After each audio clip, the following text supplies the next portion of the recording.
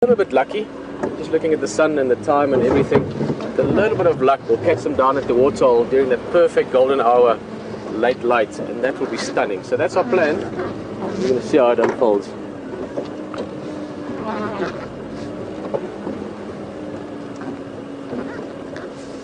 Watch the thorns.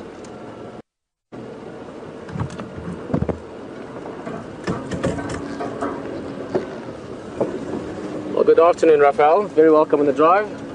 I'm sure you're enjoying it. As I said, if I could hope for two things to see on safari, the first two that I've probably put in the list would be leopard and elephant. So it's been a great start for us, and I'm sure you're enjoying it as much.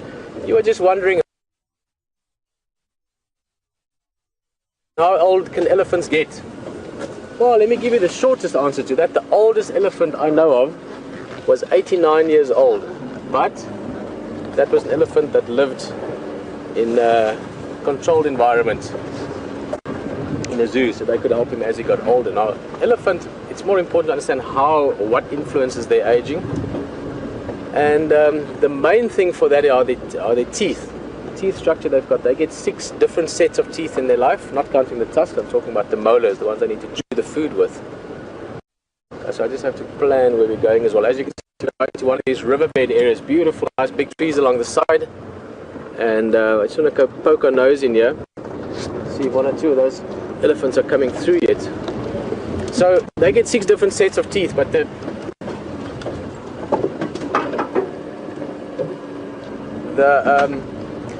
teeth work on like a sort of conveyor belt principle, if you want. In other words, the 6 different sets, one is like this. They don't come out like our teeth, like humans, from the bottom and pushing out the top one. It comes along on a horizontal level like that, and it pushes the teeth forward towards the front of the jaw. So they're coming along like this, and they get their last set normally in their sort of early to mid. An elephant of 40 years old would have a perfectly new last set of teeth, and normally the previous 2 would be sorry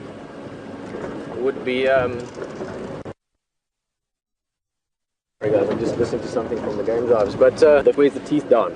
And when they get to their 40s, early 50s, those teeth are starting to wear out. Now these elephants, which are here, I promise you, they've been playing hide and seek with me the whole afternoon. I just want to find a way through. I know there's a way through here somewhere. They've got a lot of soft food here, these guys. Like we can see, the stuff we're going through now. This kind of stuff. Nice green, soft leaves. They can chew it up. Not very hard work for their teeth. Whereas elephants that live in the desert, for instance, they might be eating a lot of hard food, sticks and bark and things like that, and their teeth will wear out quicker. So on average, an elephant that has good food, like here, good water, he could get to 50, 55 years, 60 would be a good age, good old age for them. And eventually when they get old enough, it just becomes difficult for them to chew the food properly, hence digest properly, and then they start losing condition. So the environment plays a big role, like it does with people as well. But guys, while we're in the thick of things here, we are going to find those ellies again. You can see a gap in front of us.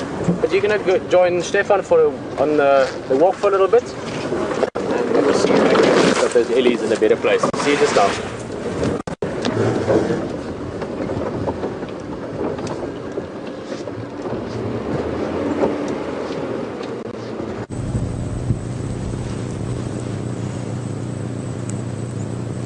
Well, welcome back to the Sunset Bushwalk with myself, Stefan Scott, and we obviously made a retreat so that Hayden could show you that beautiful leopard sleeping on that termite mound, and I hope you've enjoyed that. Myself and Scott have moved up the area. We've come onto the crest, quite close by, and we're walking on an elephant path. And the reason why we're walking on this fantastic elephant path is because all types of animals love to paths like this. For us trails guides, for us people that live in this area, these pathways are A, like super highways, and B, like super newspapers. They tell a story about what has been walking here through the day. And as you can see from the elephant dung that's along the path, there's been an elephant that's walked along it. Those balls of brownish plant matter that you're seeing are the elephant droppings. And although we've got to be quite careful, quite mindful of elephant on a trail like this, at least it's a bit open where we are at the moment, so we could see them coming from a long while away. Now, the reason why Scott and I like walking on these super highways, and the reason I brought up this newspaper topic, is because that's truly what it is. Leopard at nighttime, lion at nighttime will use pathways like this from one area to another. Elephant will use this pathway from one area to another. And it's through this medium that we can judge what is in an area. It's how we find things, is by the tracks and signs that they leave behind in their passing. And then when you get a bit closer to the animal, to the effect that that animal has on the environment around them. Leopard, for instance, or lion, for instance, make animals scared. They give alarm calls.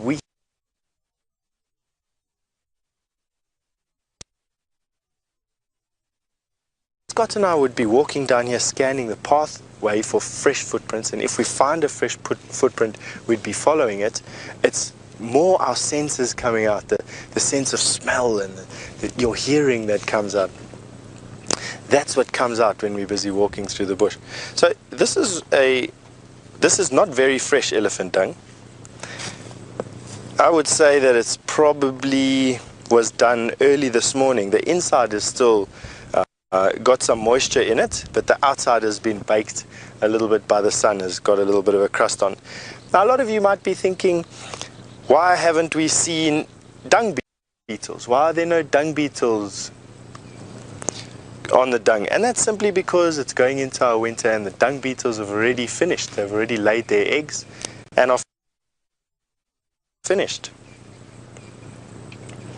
So what we're going to do is just listen a little bit. It's a good idea to listen in the bush.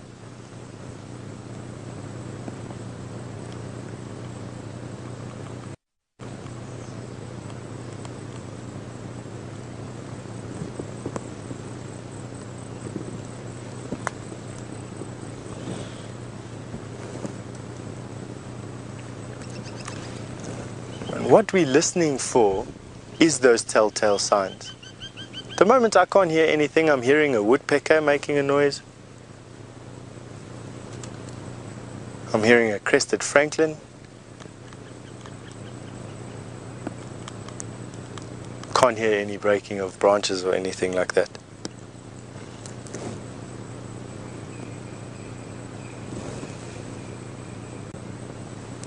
So, if you'd like to send Scott and I some questions about what we're doing here, what it's like to be on trail, you're welcome to. You can send your questions to Twitter, tag Safari Live, or you can send them via email, questions at what is it again, Scott? Questions at Safari Live. Questions.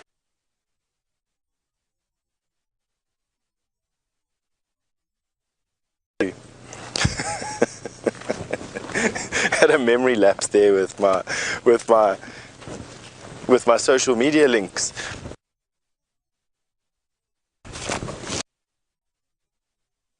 Bush paths.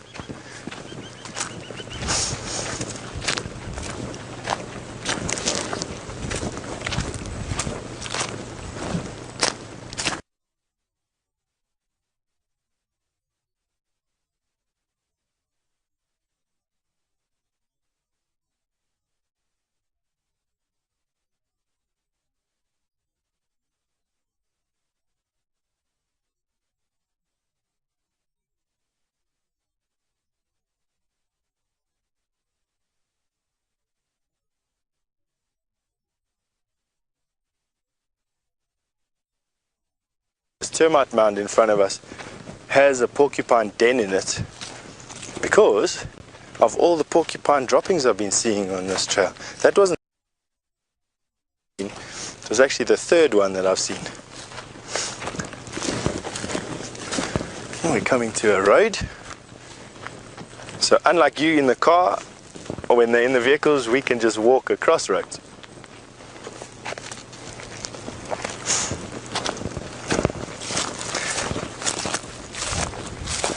And yes, I was right. Here we have a porcupine burrow.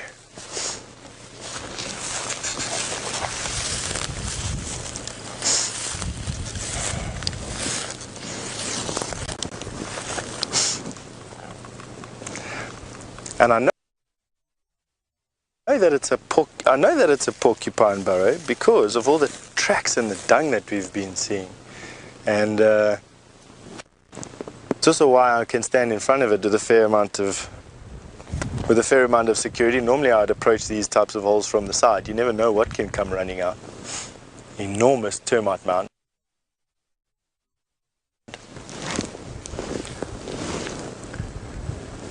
Beautiful termite mound.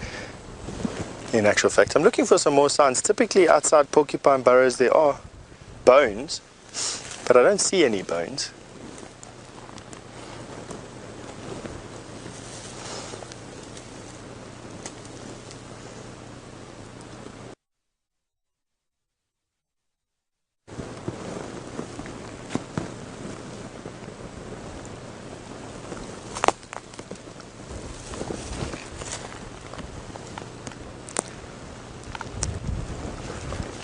Now, I like walking from termite mound to termite mound.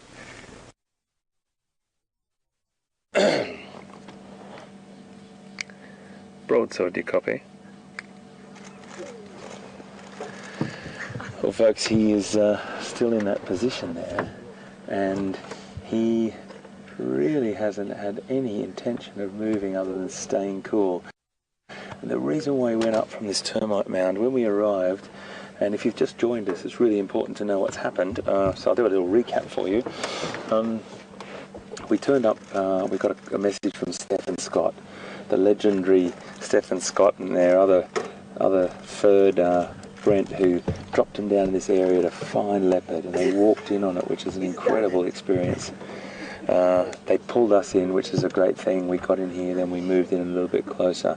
Reason being is approaching the leopard that close wouldn't have been advisable. Steph said, bring the vehicle in now. That's what we did. We pulled in, he was down on the ground in the grass. It was hot, there was flies all over him. He was brushing the flies off all the time. He was rolling around, he couldn't get comfortable. It was too hot. So he has the ability to elevate himself up into the penthouse, and that's where he's gone right now, right above our heads.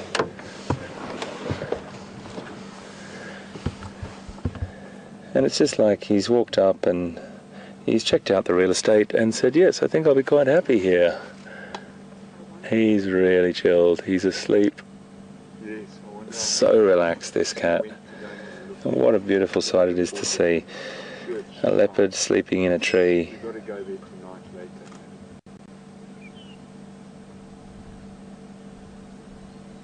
This is Q. And I say it again, folks, but this is what safari life's all about. We don't know when it's going to happen, we don't know if it's going to happen, but when it happens, boy, you wallow in it, because it's just the most beautiful thing. Sending these pictures across to you live wherever you are. You're in the back of our vehicle, really. That's what it's about. And if you want to interact with us,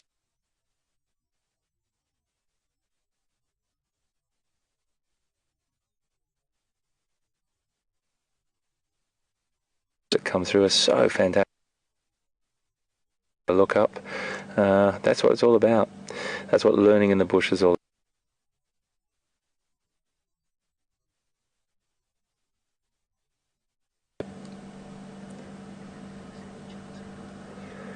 It's a great opportunity to see the underbelly spots too. We don't always see those. Right, those spots go right under his belly there. Okay, well, I think what we might do, folks, is while we're still with this beautiful cat, we're not going anywhere. I want to see if he gets active. Excuse me, please. And let's cross over to Pete and see what he's up to. We'll see you just now.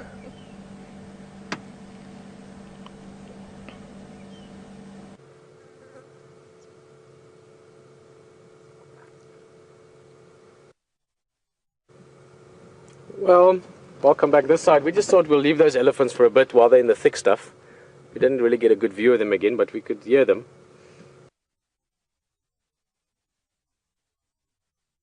And just came ahead to the waterhole. This is where I'm hoping they come and drink, if all goes well, before the sun sets. There's a couple of buffalo here, beautiful setting.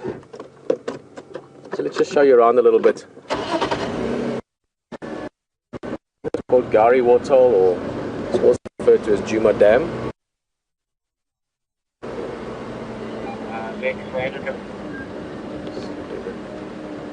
Drive stations.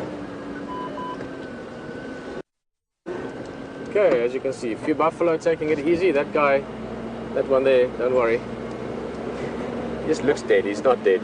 He's just having a really good sleep in the mud. One to the left as well. Guy with the one horn, he would have broken that other piece of the horn off, probably in a fattle. A fattle is what buffalo do when they fight a battle.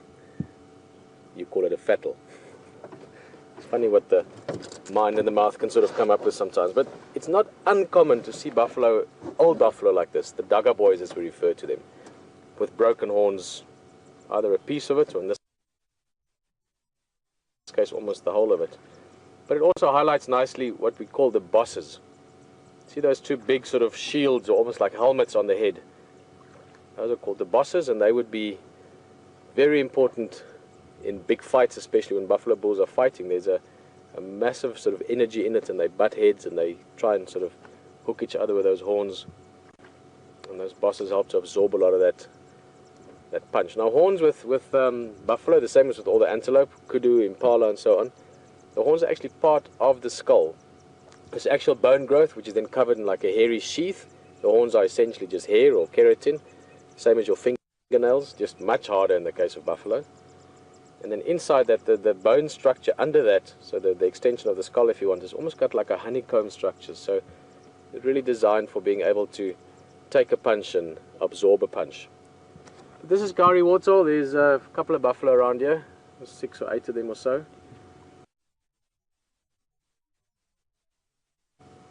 Not doing too much, just being nice and lazy. Normally get a stunning sunset as well from here. We'll have a look at that later on. There you can see the sun just over towards the west, getting lower in the horizon. I think we're going to just move along a little bit. I want to go back towards the elephants again. It's not far from here. It's literally probably 400 yards away that we left them. Just want to go see if they've come out of that thick stuff yet, get an idea of how fast they're moving. As I said, I really hope, with a little bit of luck on our side, that we can see them drinking here in the next 20 minutes or so. Let's go have a look.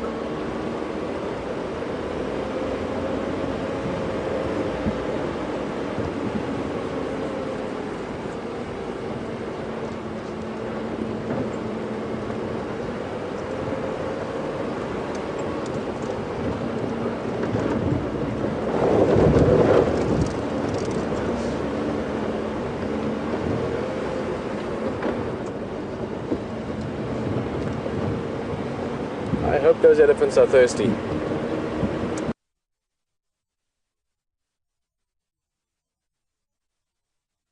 Translated, it's a little bit tricky to translate, but it means the sun is touching water, or the sun is drawing water, and that refers to the sun getting low on the western horizon.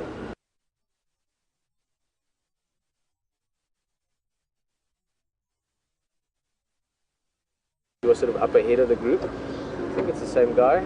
Yes, it is. See that little notch in his right ear that I mentioned? It was quite funny, guys. Most of you on the vehicle at the moment.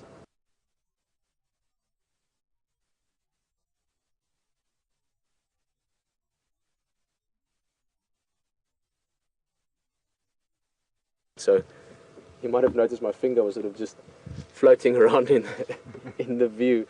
I didn't quite get the point right, even though it's something I do so often. All right, where's the rest? That's what we want to know. We like this young bull, he's cool, but we want the herd, we want the babies, we want all of them, and we want them drinking. I need to go speak to the lady in charge, ask her if she can help us a little bit.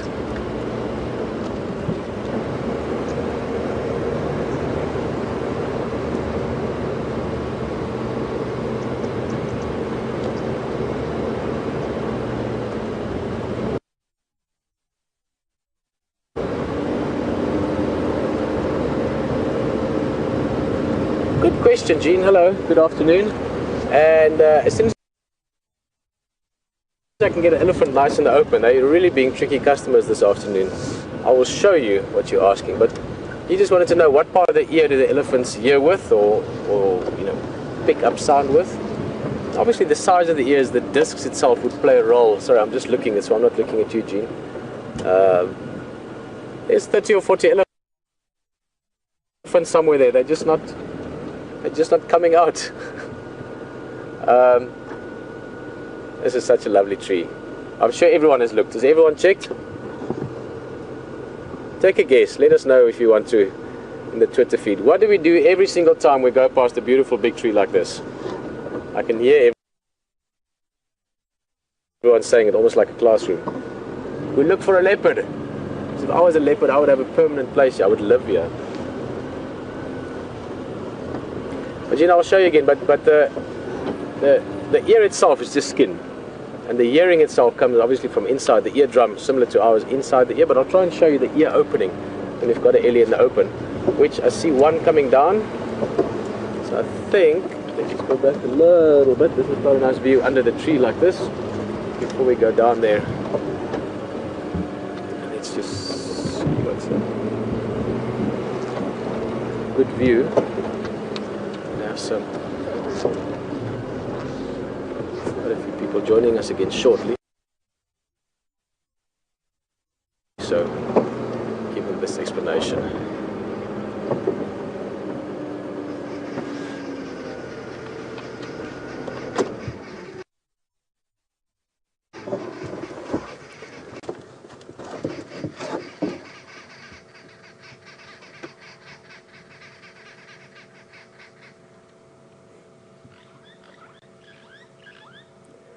Well, guys, welcome back, and if you've missed the last few minutes with us, we have been looking for the ellies again. We found that one young bull from earlier, and I was just about to go around, and then we spotted this one just in there, just coming out of the thick sort of brush in the background.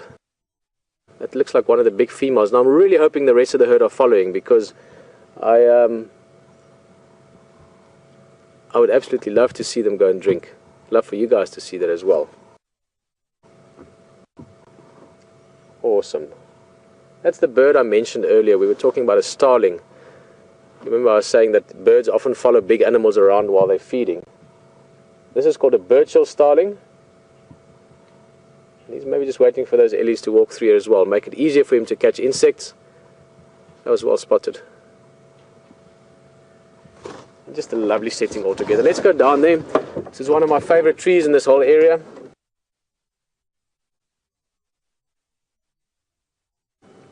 I've driven past this tree many times. Every single time I've done so, I look for the same thing, and that's a nice big leopard on maybe that branch, or that branch, or that branch, or that branch.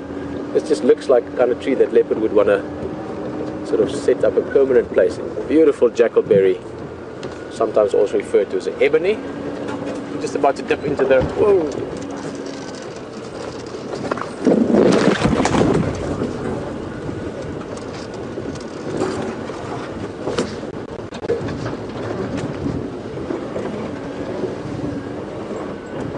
Good question, John. I'm going to hopefully show you the answer. That would be even better than telling you the answer or discussing the answer. Where's this Ellie? There she is.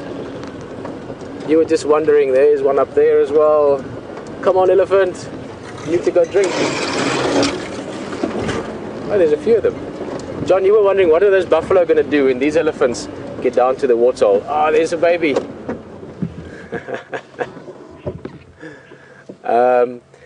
It depends a little bit, almost on the mood of the elephant. Sometimes the ellies can be a little bit playful and they'll chase the buffalo away or chase them around. Other times they'll just ignore the buffalo. I mean, there's no real, sort of problem between the two species. There's no need for them to be unhappy with each other. The only time when that would change, John, would be if we are getting into really dry conditions, which actually could happen this year. We haven't had that much rain. The rains are quite late. Many of the waterholes are already getting quite empty. Now, if the water becomes scarce, in other words, if the resources become a problem, buffalo need to drink preferably at least once a day. Elephant like to drink once a day, twice a day if there's lots of water. And then you could start finding, there's that starling again.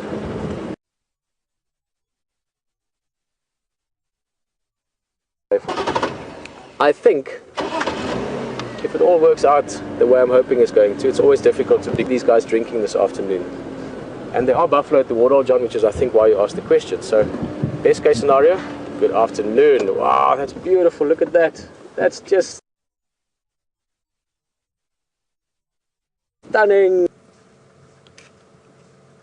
That's a beautiful view. That big jackalberry in the back.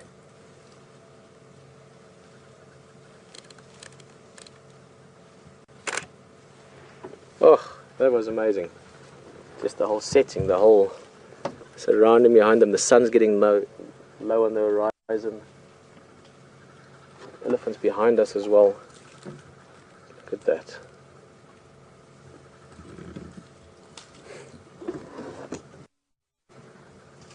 What a beautiful place to be.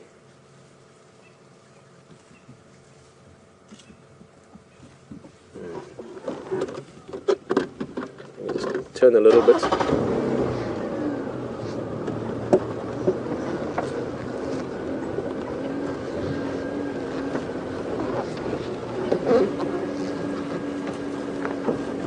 Well, we're going to keep doing what we're doing, stay with these ellies. What a beautiful view. That for me is one of the most beautiful views I've had in a long time. It's such a stunning setting with the ellie and the tree and the dust.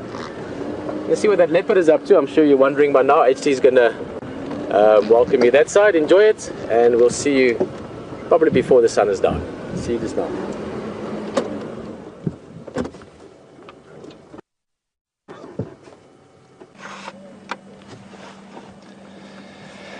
Well folks, it's been one of those beautiful afternoons, very, very peaceful in Safari Land, here on Safari Live. We've found this beautiful cat thanks to Scotty and Steph, as I said many times earlier. Integral part of the team, as is everyone, but we've just been with him for the last couple of hours. It's been quite special. He moved from the termite mound up to the top of the tree, and he's there and he's cool, and he's probably going to be there for some time. We may leave him, just depending on whether he makes a move or not. But if we might pull out and let someone else come in and have a bit of a look as well, which is exactly what you would do on safari. We live by all the rules, all the regulations, and we've got a very, very strict code of conduct and ethics.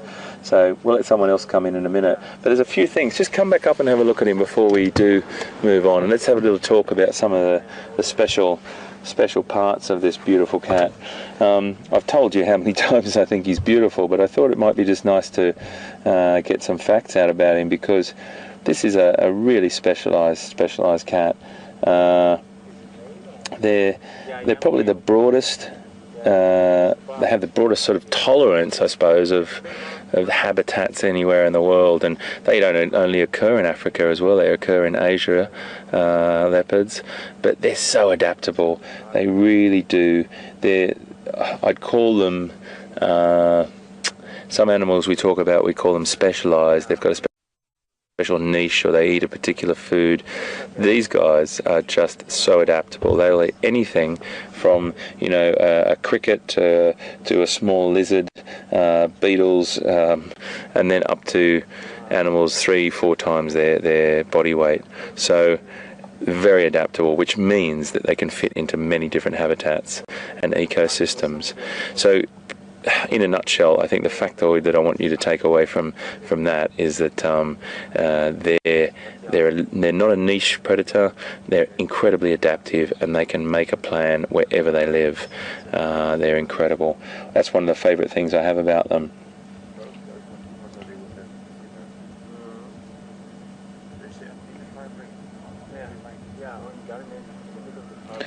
Now, when it gets a bit cooler, which it is cooling down dramatically, he'll probably become active just on dusk, and that's to his benefit. He has an incredible vision at night, much better than what we have. He's got, sorry, I'll just turn this radio down, folks. They've got binocular vision like us, so that means that they can judge distance very, very well, and they have an ability to see at night better than us, that's for sure. they harness as much available light and pull it back onto their retina. This is all something they don't think about, of course, but at the back of their eye, and then they've got a special little reflective sort of area as well that sort of magnifies the light in the back of their eye and allows them to pick up even more light or utilize that light available, moonlight or whatever it may be. And that gives them a distinct advantage when hunting. Their sense of sight and their sense of hearing is acute, absolutely acute.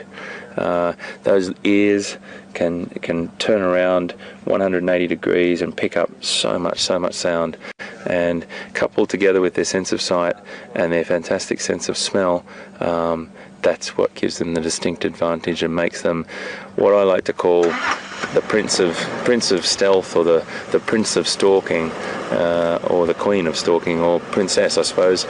But whatever it may be, they are the ultimate stalkers. Are you alright, yours? And that's another little fact that I'd love you to take away. Stomach is full. Yeah, since from that queue. You will hear a couple of other voices in the background. I've got a couple of other vehicles here, and they're enjoying this beautiful sighting as well. You see that little white tip on the tail? Now, okay, there's theories behind this, and I've read a few different things in my time about why cats have a distinctive little tuft on their tail, or a white tip or something like that. Even wild dog have a white tip on their tail, and they really do have this, that people believe is so young can follow them through long grass, and they can keep each other visual, really, and they'll sort of present that or display that when they're just going from A to B, so the cubs can follow her, or in a case of lions, it'll probably be the pride.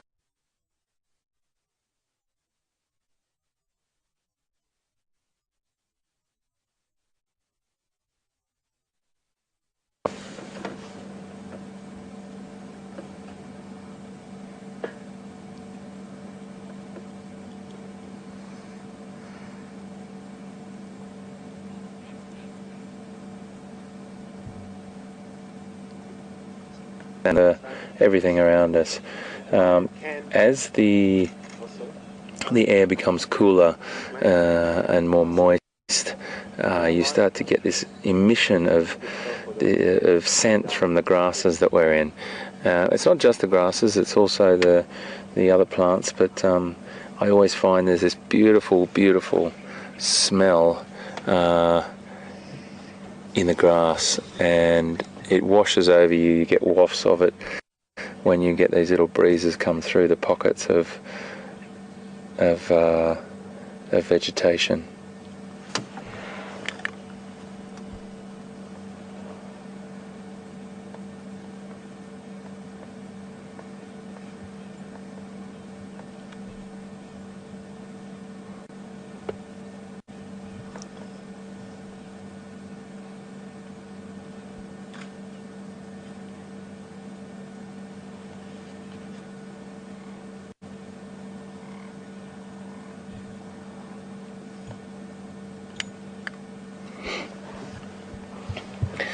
I want to teach you a little Shangaan word as well, which is a beautiful word. Shangaan is the people, the local people that live in this part of Africa. The tribal language is Shangaan. There's other languages that sort of wash around the area as well, but Shangaan is the main. And it's a beautiful name for this animal, and this animal is called Ingwe. And it's spelled I-N-G-W-E. That's I-N-G-W-E, Ingwe. And everyone refers to it as Ingwe on the radio, and it's a beautiful, beautiful word, rolls off the tongue. Very fitting for a cat like this, and he's just moved, hasn't he? He's just moved to a little location. He might be coming down.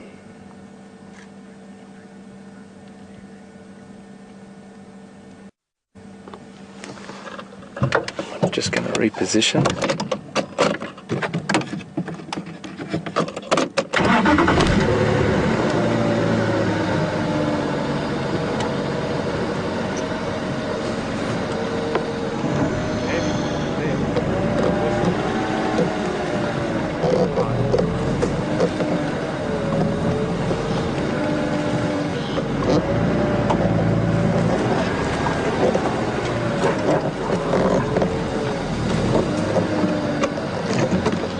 just let me get back into position here, folks, because he has seen something.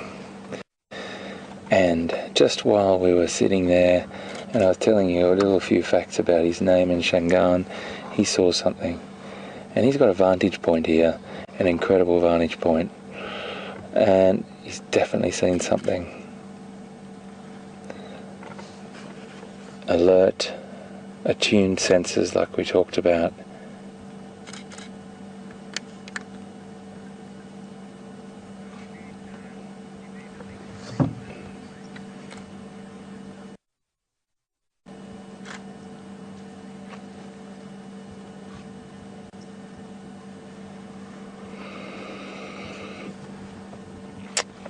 Folks, I'm going to get Peter to come in and watch this for you. He's just sitting there.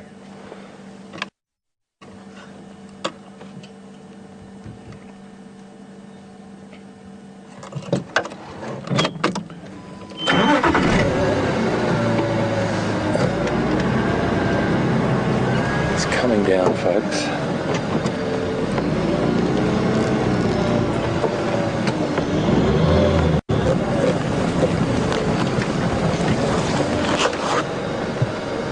Folks, I'm just going to move around the other side here, see what he's up to.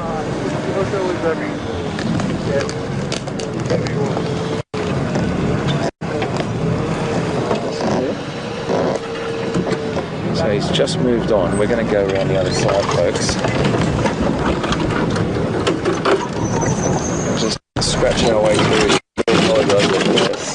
But it's not as bad as it sounds.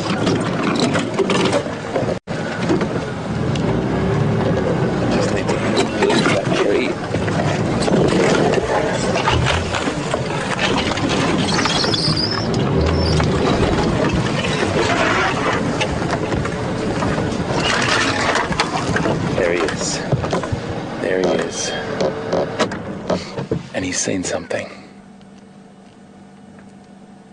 That posture.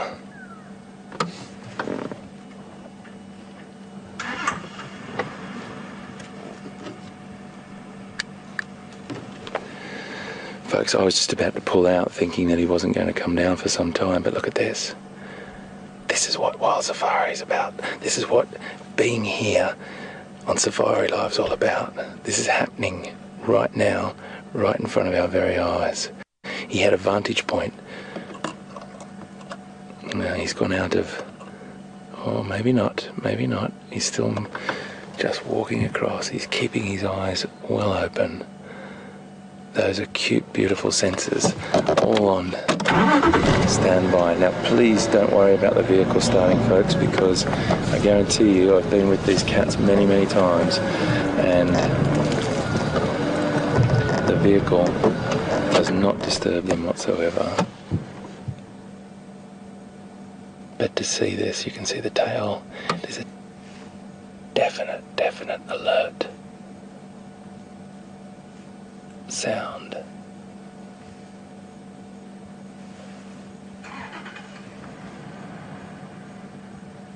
There was an alarm. I think there was an alarm call. I'm not sure if it was or not. He's just gone behind the other part of this bush. We're going to see him come out here. Just going to make a little bit of ground here, folks, while we can.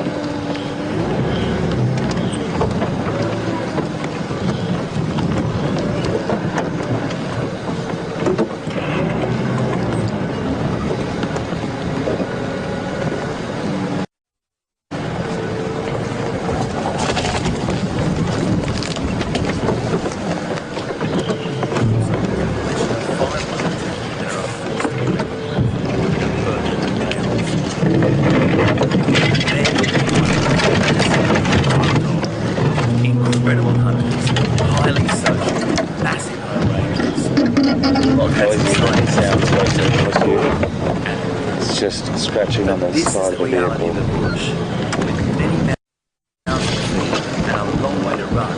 They have to feed more often than most.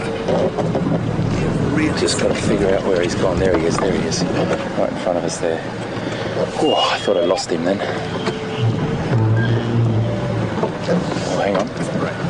after something. The sound in itself, rather than the stunning progress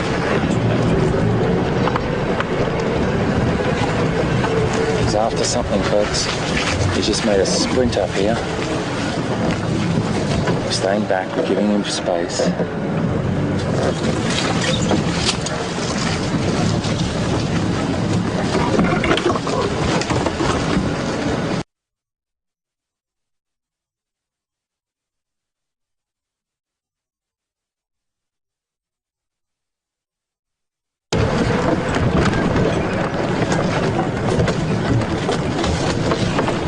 Keep your eyes open, folks. Keep absolutely sprinted away from us.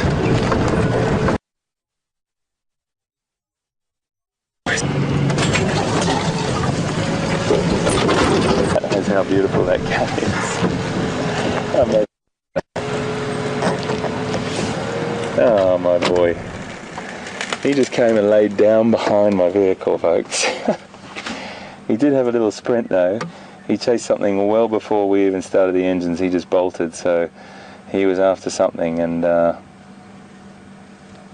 think he saw something out of the corner of his eye. They'll take any opportunity they can, folks. Oh, look at that.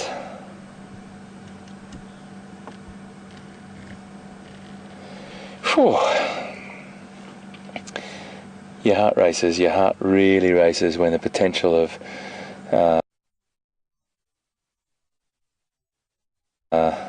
seeing him in full flight mode. We've seen him many times before. We've been right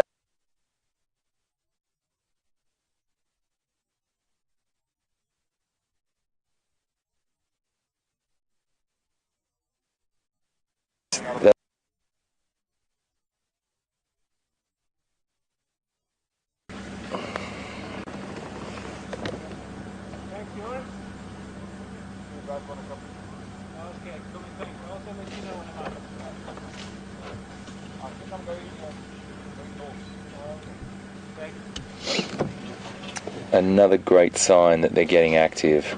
Cats have a tendency to start yawning when they're getting active. Lions do it a lot. You start to see them rolling over from side to side, and it's a great indicator that they're ready to get on the move.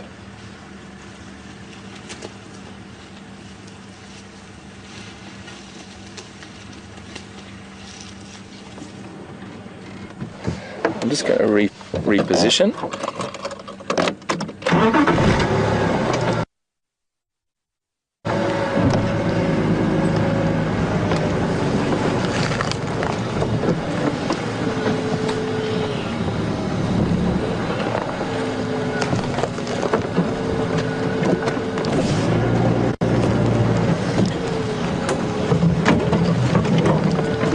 Okay folks, well that was really worthwhile sticking around for. I'm just going to give you a little, if you've just joined us, just wanted to update you on what happened then. I'll say goodbye to this beautiful cat. We're going to leave him be, folks. We're going to let him have some time hunting, but I just want to get up a little closer so you can see him in all his magnificence. And he's completely relaxed with us. Hey my boy, it's okay. So just a little farewell to him, a last beautiful vision of this absolutely amazing cat that's allowed us to be with him all afternoon. So folks, what I've got to do now is I've got to rush. I've got to drive back because we've got a fireside chat and we can talk all about this. So farewell my friend, farewell buddy, you are an amazing creature. We're going to cross over to Steph, folks. I'm on a huge high at the moment. I can't tell you how excited I am. Let's cross to Steph and I'm going to see you by the fire. Cheerio, thanks so much.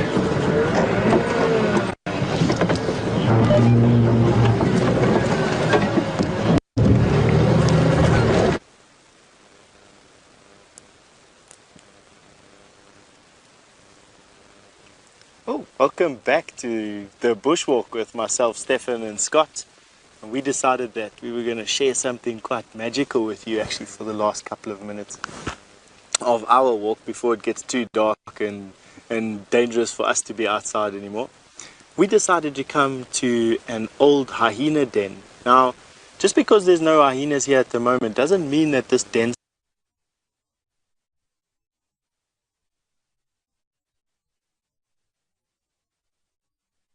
sites, perhaps bees have moved in. They move from den site to den site every couple of months. Now, we've got a couple of young hyenas on the property that we've been seeing lately, and this is where those hyena cubs were born. And they were born inside that little hole. Can you believe that? An 140, 160 pound hyena female climbed inside of there and gave birth to a cub. One mother gave birth to one cub and another mother gave birth to two more. And that's where these little baby hyenas would have lived for the first couple of months of their life. What they do is they excavate their own holes inside of a termite mound. So anywhere from 1 meter or 3 feet all the way up to 3 meters in some cases. And these termitaria can contain many tunnels and side tunnels. Some tunnels even the adults can't even get in. Can you imagine? And because hyena have to develop these massive jaw muscles and these massive muscles around their neck and their shoulders to help dismember carcasses, they start from a young age to practice their teeth and their chewing. And as you can see all around us, there's on the bushes right now, all the sticks have been chewed there, and that would have been from the baby hyena. The first thing that comes to mind at the entrance of the den, this is where they would have felt the safest, are these sticks. And they've actually chewed the end of these sticks. All the sticks up to baby hyena height have been chewed on. And then if you come and have a look into the hole, you'll see the bones there. And the bones were carried in there to practice chewing, like children will have toys. So Jennifer in Toronto, hi there Jennifer, you're wanting to know, are hyena dangerous for us? And yes, I personally believe that hyena are one of the most dangerous animals to encounter in the bush, even though they're not one of the big five. And that's because when we're in our camps at night time, hyena, in my opinion at least anyway,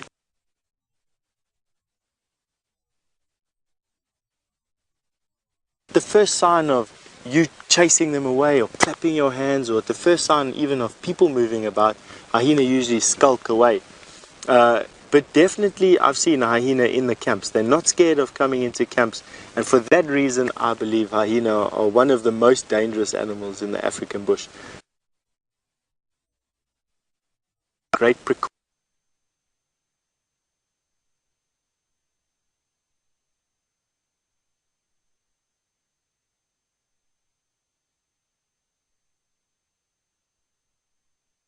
Skin.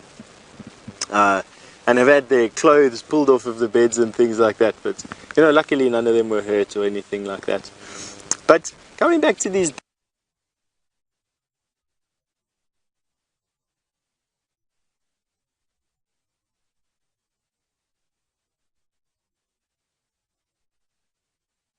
cases, a couple of months.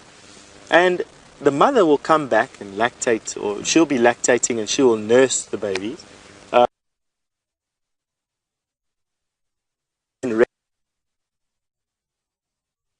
With the fireside chat after the break in just a few minutes. Cool. So that's it. Yeah, this view is kind of down. They are looking down at camera. If you have a look. No, that's fine. We're in now. We're in. We're locked. Slightly too much headroom. Can I sit here for that?